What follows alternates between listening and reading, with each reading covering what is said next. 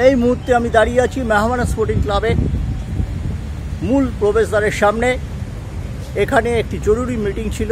আমরা দেখছি বেলাল আহমেদ, দীপক সিং, মোহাম্মদ কামারউদ্দিন প্রত্যেকেই উপস্থিত ছিলেন এই মিটিংয়ে। এই মিটিংয়ে ঠিক হয়েছে আগামী 10 তারিখ মেহমানা স্পোর্টিং কলকাতা লিগের প্রস্তুতি শুরু করছে। সেদিন সব খেলোয়াড়দের কলকাতায় রিগ্রুপ হতে বলা হয়েছে এবং 11 তারিখ থেকে প্র্যাকটিস শুরু হয়ে যাবে।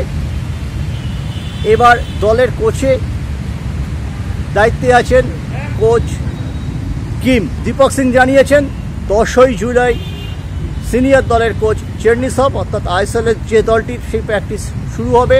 10 তারিখ চেরনিসভ আসছেন। 10ই জুলাই রিজার্ভ টিমের আগে প্র্যাকটিস শুরু করছে, কেন কলকাতা লিগ শুরু করার কথা আইএফএ ঘোষণা করেছে আগামী 25শে জুন। তাই জন্য তৎপরতার সাথে মেহমানা স্পোর্টিং প্র্যাকটিসটা শুরু করে দিতে চাইছে। মেহমানের মাঠও প্রস্তুত, সেটা আপনারা দেখে নিয়েছেন। নতুন মুভেবল গোলপোস্টও এসেছে। মেহমানান সব মিলিয়ে সাজিয়ে গুছিয়ে শুরু করছে তাদের নতুন মরশুম।